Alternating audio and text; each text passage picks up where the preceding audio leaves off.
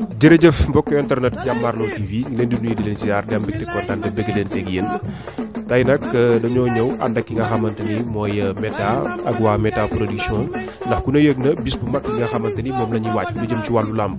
muy am le 10 mbokk yi Tëngéej lay xewee ca stade Ngalandou Diouf stade Ngalandou Diouf gala de lutte bu am solo gala de lutte boo xamante ni ñu bëri min nañ ko ci Meta ndax dafay tëggal xale yi ñuy bëri xale yi bëgg làmb trop ma ñëw ànd ak moom nag ci remise de drapeau bi nag mu am koo xamante ni kilifa gu mag la def social nekk koo xamante ni tamit dafay jàppale jeunesse bi Meta dara jaalal ko drapeau bi nga xamante ni ku nekk ci ñun bëggoon nga ñu tuddee la ko comme moom moo ko gën a min nag damay bàyyi Meta jël kàddu gi su ko defee dina ma ko présenté ma waxtaan ak moom ci wàccaay bi le 10 Tëngéej stade Ngalandou Diouf Meta maa lay nuyu di la ziar. maa ngi lay fay di la delloo ziar ginnaaw ma sant yàlla julli si yonent bi di nuyu samay ñaari waaju di nuyu tamit waa kër gi nga xamante ni ñoom lañ seet si di sant bu baax duuru si nangu bu mu nangu parrain bi si nangu bu mu nangu tuddee buñ ko tuddee amaana tey ji cité bi yaatu na mais buñ ñëwee ba seppi ko rek tuddee ko drapeau bi c'est parce que moom nekkul n'importe qui si cité bi ndax gis nañ tamit moom social bu muy def si cité bi ak jeune bu mu nekk taxaw di jàppale cité bi ndax tey jii nii nit ki fi nga dëkk fexeel ba amal leen njëriñ comme moom amal na njëriñ cité bi kon buñ jëlee cër jox ko rek kon cër du lu ndaw am na lu tax ñu jox ko cër bi moom nag muy DG entreprise gërëm baa bi di yëngatu si wàllu immobilier di ko ñaanal tamit loolu noonu dem ba nekk lu law a law waaw ndax moom tamit jafewul waxal quoi ndax tey bañ waxtaanee ak moom rek dañoo déggoo ak moom mu yombalal ñu bés bi duñ ko tuddee di ko sant si loolu bu baax a baax naan ko tamit bés du tuut borom lay tollal fu mu teg bés bi rek foofu lay toll naan le 10 incha allah Ngalandou Diouf bëgg nañ bu ñëwee ñu xam ne kat jeune bu engagé leader ñëw na ki nga xamante ne goxam lañ koo bàyyi xel lañ koo yaakaar ñëw na tey looloo tax ñu am cofeel tuddee ko bés bi mu nekk jeune comme ñun ñoo mën a doolalante ñoo mën a jàppalante ndax buñ jàppalantewul rek keneen du ñëw duñ jàppale tey man li may def nii boole ay ndaw nekk ay jeune boole leen si benn bés ñoom ñuy jàmmaaloo ku nekk rek bu amee si lu mu nekk rek du tal def leneen kon ñun nañ fexe ba jeunes yi am occupation ñun bu ñu amee occupation rek kenn ku si nekk bu xëyee dina am si lu mu concentré wu ñii làmb lañ bëgg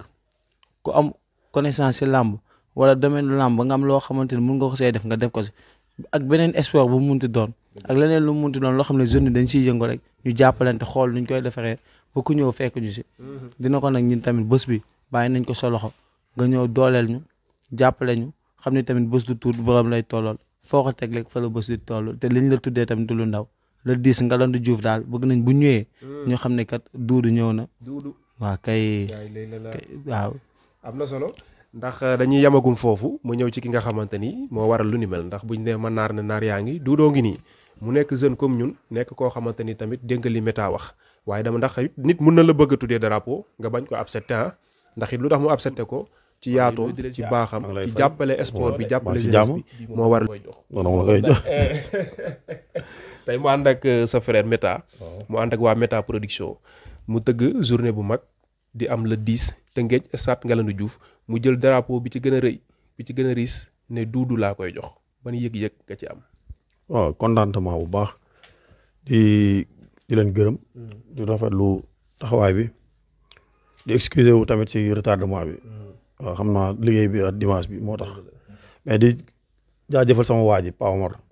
waaw parce que lii nii sax du waaw Pa Omar jàmbaar la moo waral lii lépp parce que man sax si football lañ ma xamee maay président ASC bi lamb c'est la première fois mais wàllu sport la rek waaw sport la rek ñëpp lépp benn la waaw di jaajëfal sama waa ji parce que jeune la xam nga bëgg a nekk producteur bu mag comme ay Gaston Meng wala Luc Nicolaï mën na ko nekk incha allah daal maa ngi leen di gërëm bu baax ama si benn kii quoi waaw franchement mu ànd ak Omar nekk ci liggéey bi ñu choisir la tuddee la bis bi donte wax nga ni ci football nga gën a bàyyi xel mais football ak làmb daanaka sport la c'est la première fois ñu tuddee la lu jëm ci wàllu làmb c'est la première fois ñu tuddee ma ko yàgg nañ ma ko proposé mais damay bañ mais sama waa ji Omar mënu ma ko bañal dara waaw daf may taxaw si lu bëree bëri gëree la si ASC bi da siy sonn xam nga bëgg na nitam da lay forcer naan dama la bëgg a def lii dama def lii xam nga lépp rek pour visibilité moo ko waral lii lépp waaw. mais dama bëgg ci li ngay yëngu nga wax ko ñëpp dégg parce que tamit dompat ci sot la bokk dañoo bëgg li ngay yëngu réew mi xam ko bu ko defee ñun lépp lu ñuy def di ko wuti feneen te jàpp ni yow miy duudu da ngay dox ci yu mel noonu lu ñuy sànni mu jëm ci àll ñun di ko ci biir kër parce que ku jàppale làmb ci loo yëngu dañuy ñëw jàppale la te làmb ku ne xam na ni lépp lu mu dëgg fesal ko ak visibilité daf cee gën a gaaw. waaw man maa ngi yëngu si domaine si business di maanaam commerce si immobilier si automobile maa ngi si domaine yëpp waaw di indi di importer di indi dugal si réew mi ay oto maa ngi si alimentation maa ngi si leneen ak leneen daal bàyyiwuma dara waaw bàyyiwuma dara. waaw loolu dafa nekk lu am solo parce que wàññiwul dara ndax di yëngu ci dara mu leew la nga ci nekk dafa jaaru ñu fesal ko bi mu ñëwee wax la affaire bi nga toogee waxtaan ci ak sa xel lan nga gis ni tey moom loolu nga koy soññ pour ci jour ba ndax tey ku mel ni yow tamit indi la ci làmb yombul comme c'est la première fois nga ñëw ci làmb lan nga koy ñaax moom Méta promoteur. Méta non di ko wax mu jéem a di ko dolli mu gën a góorgóorlu parce que jeune la maanaam jeune boo xam ne jeune bu gis naa ne jeune bu dynamique la. waaw parce que li yombul xam nga di fit moo la koy may. parce que lu toll ne stade Ngalandou Diouf nga jël journée engagé wu ak làmb nu mu méttee xam nga dafa bëri ay frais di ko encouragé rek xam ne incha allah du yomb waaw comme que bés du tuuti borom lay tollal comme ni mu ko waxee rek. incha allah ñun waa gërëm paa bi dañ def suñu délégation teel a ñëw. waaw assister ko si lépp incha allah waaw. kon daal mën nañ ci xaar sa délégation ak tamit équipe bi nawetaan yi nga xamante ni fu nekk fekk nga leen fa. dooleel fa dama bëgg nga lancer appel tamit woo say mbokk say xarit ak ñi nga xamante ni ñoom nga bokkal tamit sport bi ñu ñëw dooleel parce que tamit bis du tuuti borom lay tollool. waaw xam naa ne zone bi moom incha allah kenn du des. si bi dinañ fi dugal ay car gars yi dem comprendre nga tënkee tamit am naa fa wàllu bu rëy Zang Mbaaw fa la ma nekk di liggéey tamit. pareil man maanaam Méta Dakar Sénégal la ko tuddee. waaw. incha allah waaw. ndax duudu partout la. duudu partout la waaw gërëm paa bi partout la. waaw en tout cas am na solo. ndax dama bëgg képp koo xamante ne tamit bëgg na jënd oto. mu jëflanteeg yow. wàllu immeuble ku ko bëgg. mu jëflanteeg yow. ndax à partir de tey moom ñun dañ ciy xaar suñu tànk tuwéy comme ni ko Omar di defee comme ni ko Méta di defee tamit. li ñuy dem di ko wuti feneen ñu ñëw def ko ci yow parce que tamit yaa bàyyi sa lépp ñëw jàppale ki nga xamante ni mooy Méta te boo ko jàppale nga laam. waaw loolu naa si kontaan trop. ndax lépp lu waaye di wuti si biti am na fii. dëgg la waaw fii gërëm paa bu ngeen fa ñëwee lépp nga fa. ñu ngi si wàllu oto yi ñu ngi si wàllu ceeb bi ñu ngi si wàllu diwlin bi ñu ngi si wàllu lépp. gërëm paa foofu manqué wul dara. waaw. mu ngi lay jaajëfal. waaw di leen gërëm balaa ngaa ñëw ci tàggatoo yi bàyyi ma ñëw Méta. su ko defee mu sànni si ñaari baat ndax duudu li mu wax yaakaar naa ni dégg nga ko tamit ci li muy yëngu dañoo bëgg tamit ci sa journée mu fes si mu gis si boppam tamit bu baax te am naa ci yaakaar. waaw moom avant tout sax moom dañ koy def sponsor. zo lamb ji bëgg naa mu ñëw takk affiche am bu mag boo xamante ni tey numéro téléphone am na si nekk. ak entreprise lu muy def. ñu takk ko fa nga xam ne Sidi dinañ ñëw jël ko.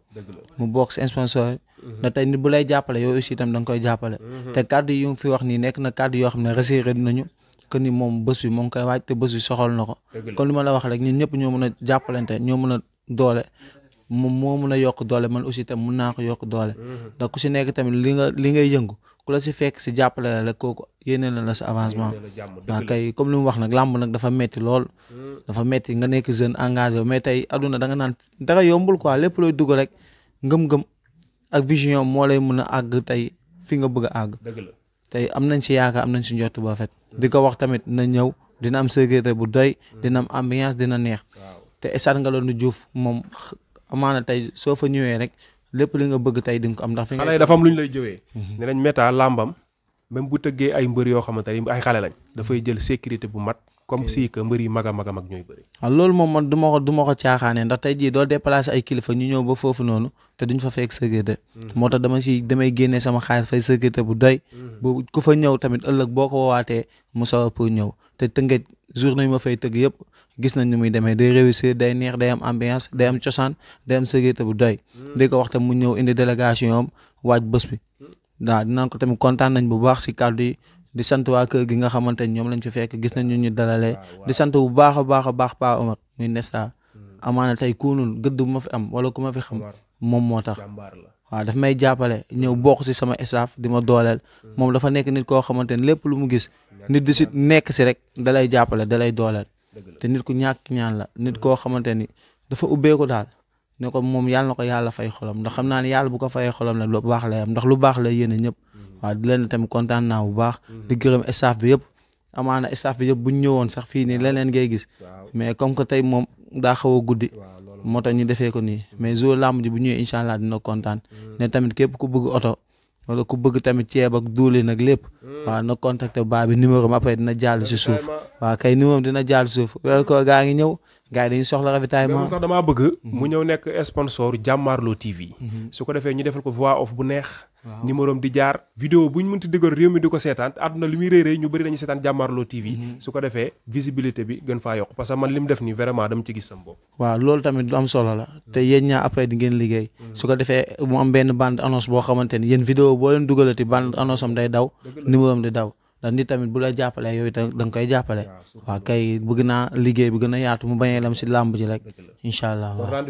rendez-vous le 10 Ngalandou Diouf ak Méta Production ñu ñëw suñu parrain muy Doudou Lamas naan ko waajal bu baax a baax a baax incha allah borom entreprise gërëm baa bi en tout cas am na solo li mu wax damay ñëw ci Doudou su ko defee mu tàggatoo ñu jox ko drapeau bi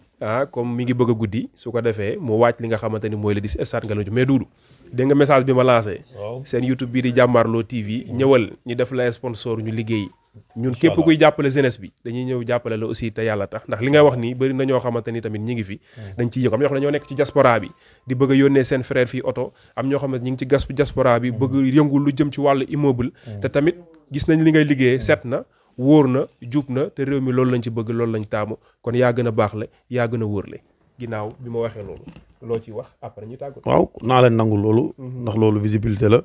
te Jàmmaarloo TV xam naa ne di ngeen nekk incha allah TFM wala ngeen nekk 2S foofu la ñuy séntu site bi incha allah parce que ñëpp foofu lañ commencé di gërëm nag sama soxna bu baax waaw jàppale na ma moo taxaw nii moo taxaw nii moo engagé moo waral lépp cool yi bi mu ñëwee dafa naat comprendre nga waaw moo waral lépp ngeen gërëmal ma ko waaw sant naa ko bu baax xam nga benn loxo du tàcc waaw waaye moom la di gërëm sama yaay gërëm paa bi laa wax de mais sant mère bi moo war lépp moom moo tax ñu xam paa bi bu dul woon moom kenn du xam paa bi waaw bu dul woon moom kenn du xam paa bi sant naa leen bu baax waaw di gërëm ñëpp di gërëm Paa Omar ñoom Giri Bodo waa cité bi gërëm naa ñëpp waaw. kon ñu joxante rendez-vous ba le 10. ba le 10 incha allah ak sa délégation ak sama délégation. kon mbëri daal bu ñu yéexee seen supporter duñu am fu ñu toog. déedéet li ma gisee nga koy waajee nii. ay le 10 kon ñu jug rek joxe drapeau bi def remise bi kon gars yi grand rendez-vous ba le 10 stade Ngalandou Diouf jërë ngeen jëf.